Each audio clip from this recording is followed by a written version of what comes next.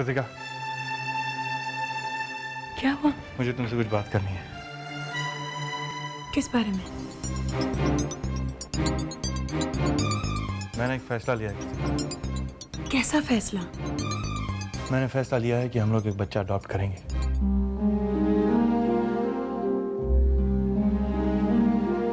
ऐसे अचानक? कृतिका, इसमें अचानक वाली कौन सी बात है? हम लोगों ने इस बारे में तो पहले भी बात की हुई है। मैं सोच रहा हूँ कि होली के बाद हम लोग बच्चा अडॉप्ट करेंगे। तुम्हें इसमें कोई एतराज तो नहीं है? सुधांशु, आपने अपने माता पिता से सलाह मशवरा कर लिया है? बेटे, इस मामले में ठीक से सोच लेना। दुनिया किसी की खुशी बर्दाश्त नहीं कर सकती है। मौसी जी, इस मामले को लेकर मुझे सिर्फ कृतिका और अपनी खुशी की चिंता है, और किसी की नहीं। लेकिन सुधांशु, मम्मी जी तो इस बात... उसकी चिंता तो मत करो। वो रिस्पॉन्सिबिलिटी मेरी है। मैं उनसे बात करूंगा। मुझे सिर्फ तुम्हारी सहमति चाहिए।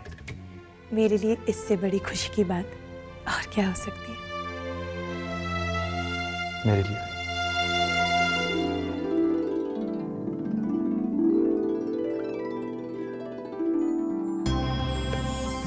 ये भागवत जी की सलाह ठीक है। अगर कृतिका हमारे रास्ते से हट जाती है तो हमारा रास्ता साफ। पर कृतिका को अपने रास्ते से हटाने का रास्ता समझ में नहीं आ रहा। रास्ते में आने वाले को रास्ते से हटाने के बहुत से रास्ते होते हैं। मेरी सलाह यह है कि आप ये शुभ काम खुद कर लीजिए।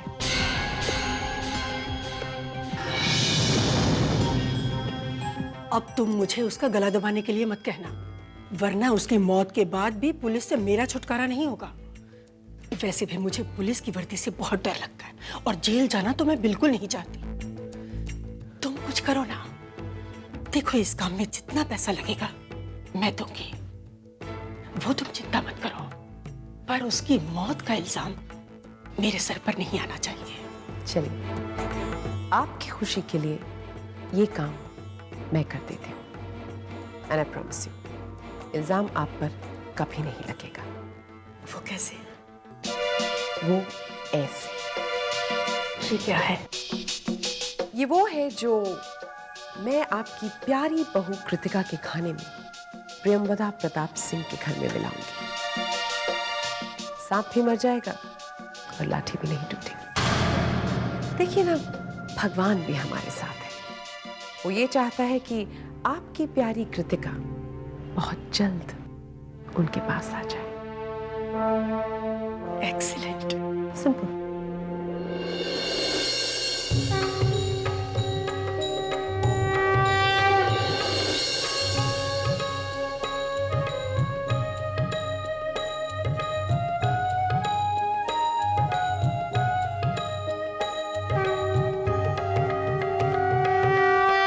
हे देवी माँ, मेरे परिवार को इस पूरे वक्त से निकालिए। आपके अलावा और कोई नहीं, किसी की आस नहीं। आप इन दुखों का अंत कर दीजिए माता जी। ये दुख उठाने की शक्ति अब नहीं बची है।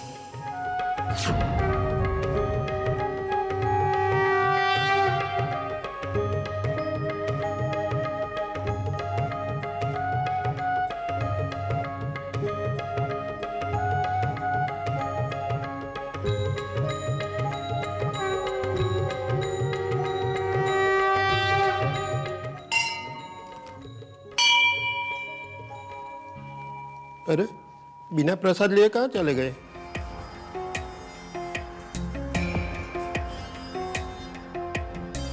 बेटी, भगवान की पूजा का प्रसाद।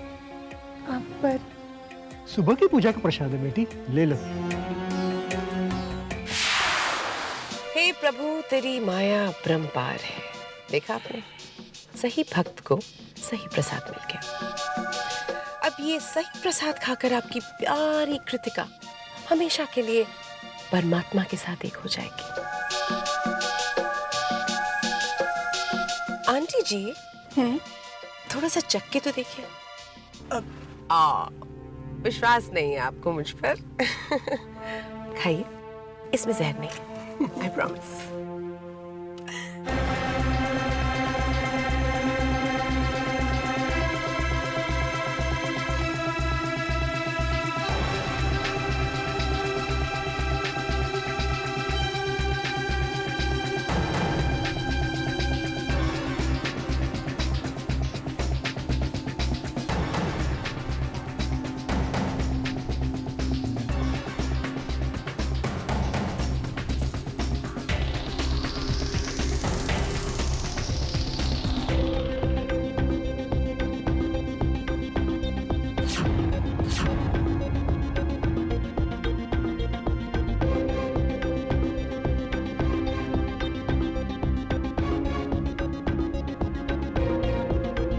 भगवान के नाम पे खाना खिलाइए, 2 दिन से बहुत भूखा हूँ, भगवान तुम्हारा भला करेगा।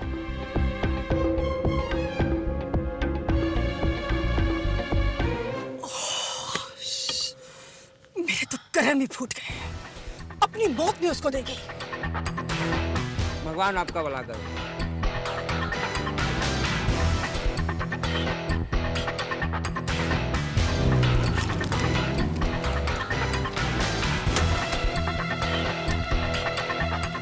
भैया रुको, आप ये प्रसाद मुझे दे दो। नहीं नहीं नहीं नहीं, मैं आपको पैसे देती हूँ, 100 रुपए, 100 रुपए। 100 रुपया? हाँ। अरे नहीं, 100 रुपया। या ना कोई ढंग का आइडिया सोचो, वरना उसकी जगह ये मर गया होता बेचारा। आप चलिए, मैं बात।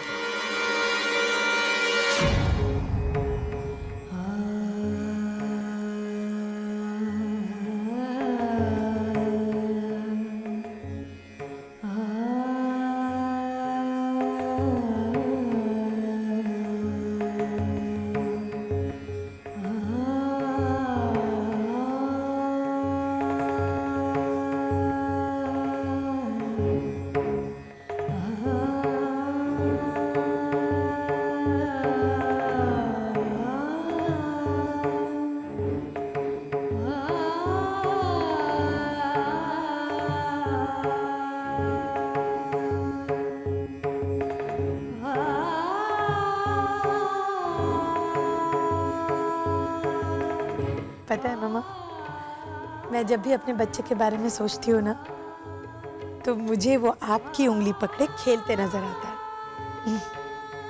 देखना मामा, वो अपने दादा दादी से भी ज्यादा आपके करीब होगा, है ना?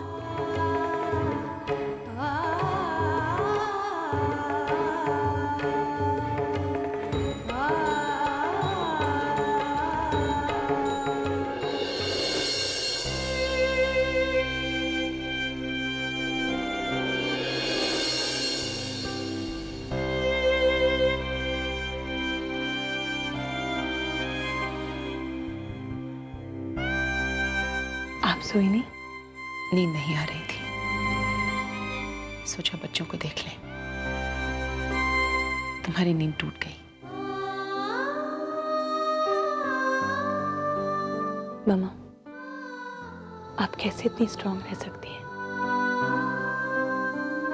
अपना टेंशन, ऊपर से हम सबका, कैसे सब कुछ संभाल लेती है मामा? मैं तो जब एक औरत माँ बनती है ना कृतिका, तो उसकी ममता में शक्ति खुद ब खुद आ जाती है। इतना साहस मिलता है कि अपने बच्चों के भी दुख उठा सकती है।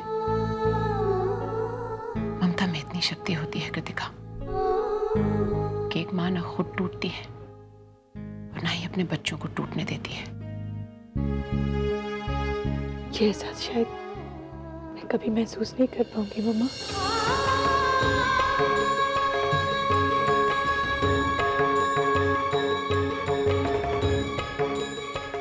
सो जाओ, बहुत रात हो गई है।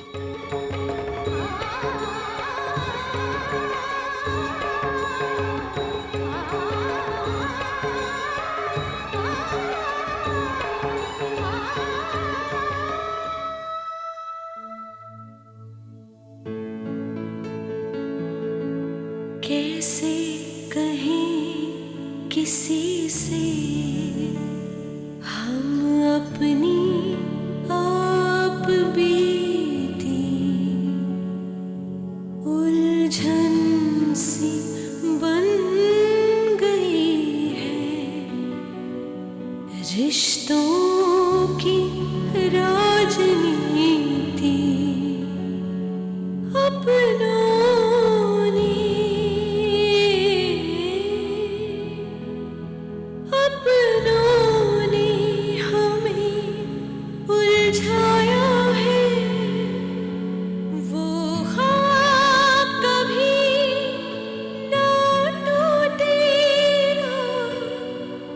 जो हमने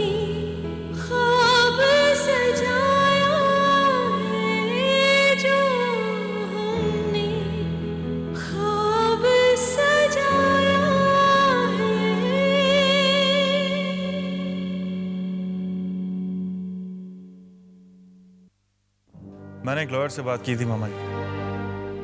उसका कहना था कि इस केस में कुछ भी नहीं हो सकता। लगता है इस दुनिया में श्वेता को सबक सिखाने वाला कोई नहीं है। तो आ गई महारानी।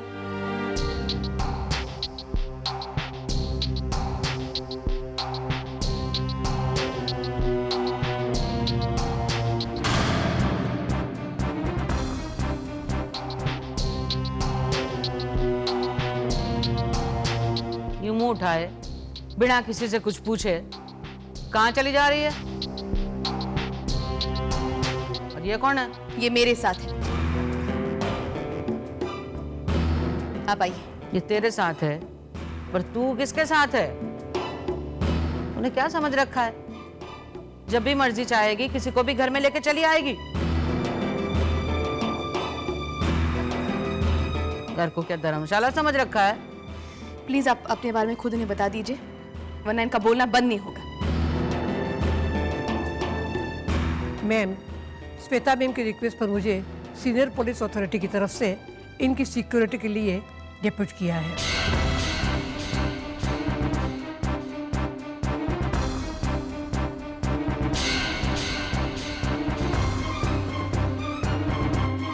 ये हमारा घर है, यहाँ किसी सदस्य को सुरक्षा की जरूरत नहीं। मैडम, श्वेता मैम साहब ने हमारे ऑफिसर्स को बताया है कि इन्हें अपनी जान का खतरा अपने परिवार वालों से है।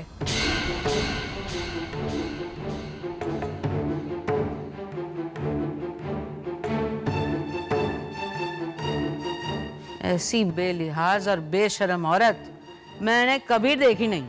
और देखोगी भी नहीं।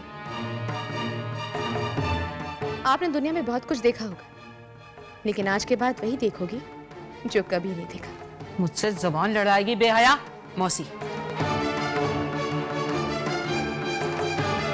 आइए।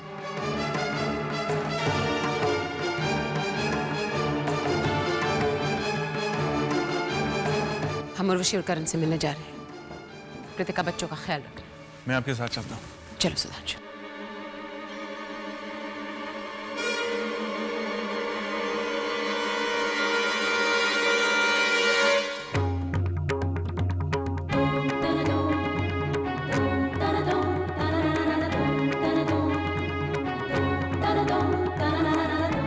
हम अपने बेटे और बहू से मिलना चाहते हैं इसी वक्त। मोरे,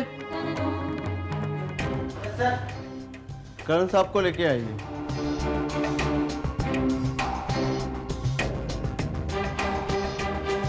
मैडम आप बैठिए।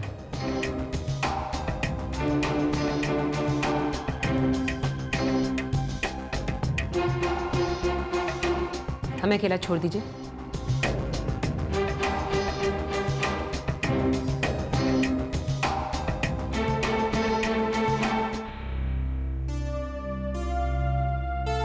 रो मत उर्वशी, कभी कभी दूसरों की गलतियों की वजह से हमें सजा मिलती है।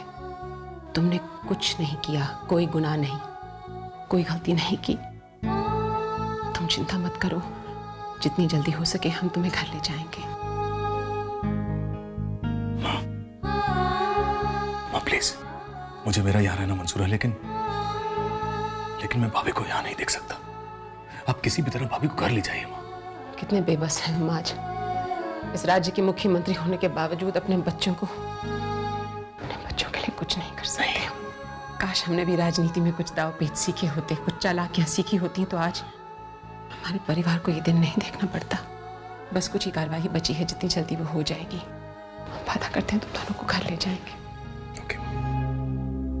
मम्मी, बच्चे कैसे हैं?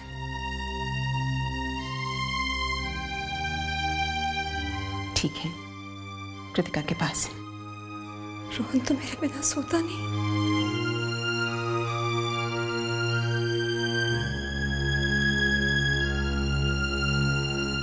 मैंने तुम पर भरोसा किया, और यह भरोसा मैंने तब किया जब मेरी अपनी बहू ने मेरा भरोसा तोड़ दिया।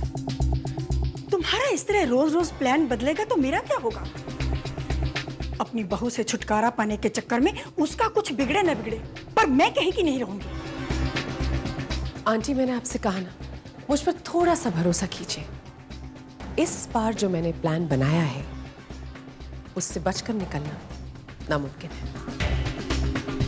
देखो यार, मैं जल्दी मरना नहीं चाहती और अपने पोते का मुंह देखे बगैर तो हरगिज नहीं। देखो, तुम्हें जो भी करना है ना, एक ही बार में निपटा दो। जितना खर्चा करना है एक ही बार में कर दो।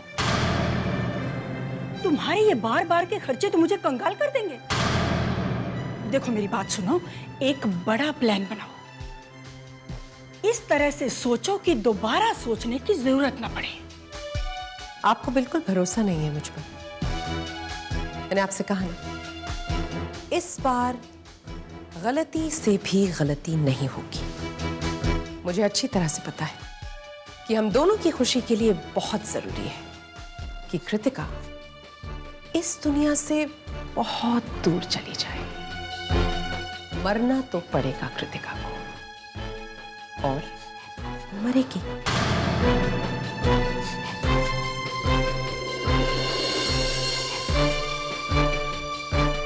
मुझे मजबूरन आप सबको यहाँ बुलाना पड़ा। इस घर में बहुत अजीब हालात है। मेरी जिंदगी पर खतरा मंडरा रहा है। आप सब जानते हैं कि एक बार पहले भी मुझ पर जानलेवा हमला हो चुका है, और वो अटेम्प्ट मेरे पति और मेरे जेठानी की तरफ से हुआ था। उस मामले में ऑनरेबल कोर्ट ने उन दोनों को जुडिशियल रिमांड पे रखा है। मुझे लगा कि मेरे घर वालों को अपनी गलतियों का एहसास हो जाएगा और मुझे इस घर में बहू होने का मान मिल जाएगा। लेकिन मेरे पति और मेरी जेठानी की गिरफ्तारी के बाद मुझे इस घर से निकालने के लिए मेरे खिलाफ इस घर में साजिशें की जा रही है। मैं एक बहुत ही इनसिक्योर माहौल में जी रही हूँ। अब मेरे साथ यहाँ कुछ भी हो सकता है। मुझे इस परिवार से अलग करने के लिए पूरे 2 करोड़ रुपए के दहेज की मांग की जा रही है।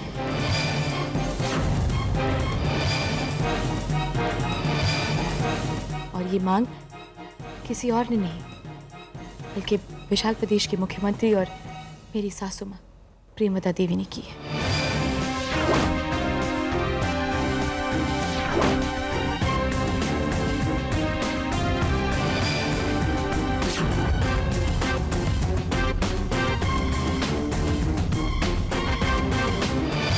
प्रेमवदा जी, क्या आपने अपनी छोटी बहू से 2 करोड़ रुपए दहेज की मांग की है? श्वेता मैम ने आपके ऊपर दहेज मांग का इल्जाम लगाया। इसके बारे में आप क्या कहना चाहेंगे? हमें आप सबसे कुछ भी नहीं कहना। इसका मतलब श्वेता मैम ने जो कहा वो सच है? विशाल प्रदेश की मुख्यमंत्री अपनी छोटी बहू से दहेज की मांग करके क्या साबित करना चाहती है? आपके सवालों के जवाब देते हुए भी हमें शर्मिंदगी महसूस होती है। हमारा तो सम्मान आहत हुआ है। हमारे खानदान में ऐसी कोई कमी नहीं, फिर हम ऐसी मांग करेंगे भी क्यों? आपका कहना है कि आपने ऐसा कुछ भी नहीं किया, पर श्वेता मैम ने तो आपका नाम लिया है। आपको पता है ये मामला कितना नाजुक है। दहेज लेना और देना दोनों ही गैर कानूनी है, और आप तो प्रदेश की सीएम है। संविधान और कानून की रक्षा की जिम्मेदारी आपके हाथ में है।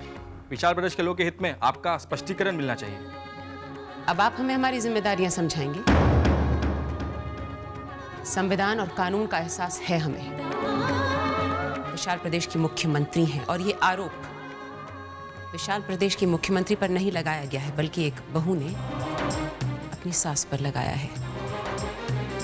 और इस राज्य के मुख्यमंत्री होने के नाते हमें अपने कानूनी व्यवस्था पर पूरा भरोसा है।